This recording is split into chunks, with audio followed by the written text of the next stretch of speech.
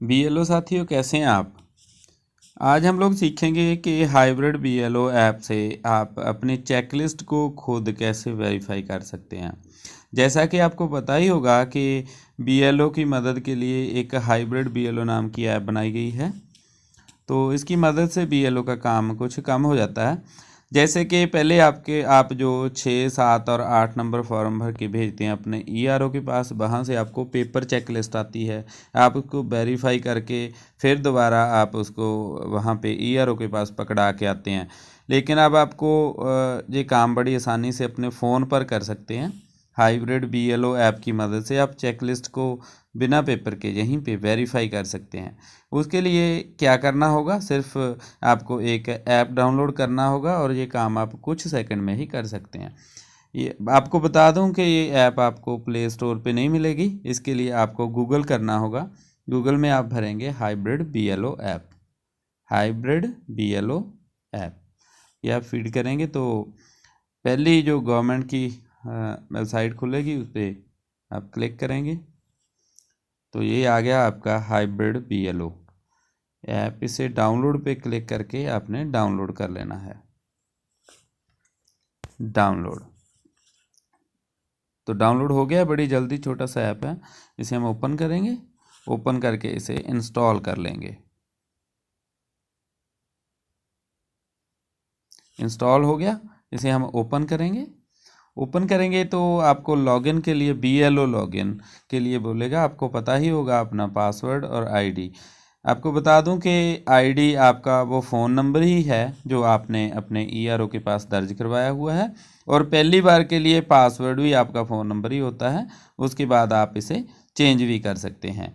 तीसरे नंबर पे आप देखिए, यहाँ पे स्टेट सेलेक्ट स्टेट आ जाता है। तो आपकी स्टेट का जो कोड है आपको पता होना चाहिए। जैसे कि पंजाब का S19 है, तो हम लोग यहाँ पे S19 भर लेंगे। और अकाउंट नंबर जो आपका विधानसभा हल्का है वो आपको भरना है। जैसे 094 मेरा है तो मैंने ये भर लिया। उसके बाद पार्ट नंबर में आपने अपना पार्ट नंबर यानी बूथ नंबर भर लेना है और इसे लॉगिन कर लेना है। तो मैं अपनी आईडी और पासवर्ड भर के इसे अभी लॉगिन करता हूँ।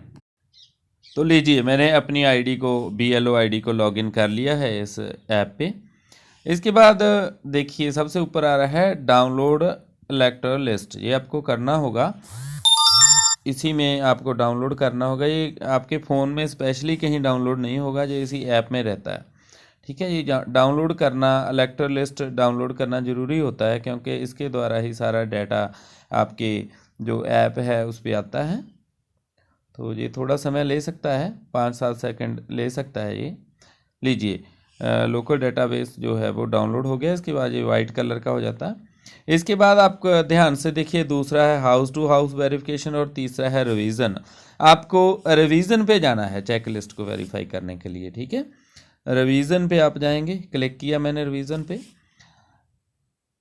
सबसे पहले नंबर पे आ गया चेक लिस्ट वेरिफिकेशन। जो पेज खुला है चेक लिस्ट वेरिफिकेशन, तो आप यहाँ पे जाएंगे पहले नंबर पे जो चेक लिस्ट वेरिफिकेशन है, इसको क्लिक करेंगे तो ये आगे जितने आपने फॉर्म भरे हैं वोट बनवाने के लिए, वोट काटने के लिए या शोध करने के लिए, 6 नंबर, 7 नंबर और 8 नंबर, तो यहाँ पे सारे वो फॉर्म आ जाएंगे जिनकी चेक लिस्ट आपके पास पहले पेपर चेक लिस्ट आती है।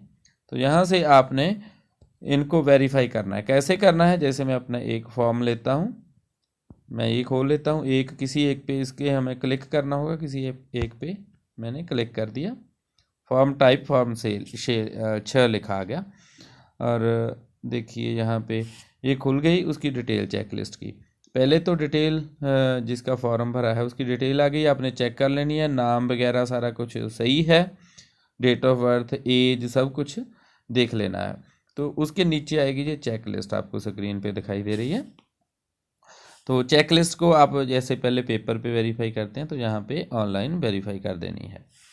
पहले आपने एड्रेस वेरीफाई करना है, अगर सही है तो सही का निशान लगा देना है। डेट ऑफ बर्थ चेक करनी है, अगर सही आई है चेक लिस्ट में तो आपने डेट ऑफ बर्थ सही क्लिक कर देनी है। आपने जो पहले प्रूफ लिए होंगे, अगर नहीं लिए हैं तो उस वोटर को बुलाकर उससे आपने वो उसके डेट ऑफ बर्थ वगैरह के प्रूफ अपने पास ले लेने हैं। If age is greater than 22, अगर 22 साल से ज़्यादा का है वोटर तो आपको उससे एक घोषणा भी लेनी होती है।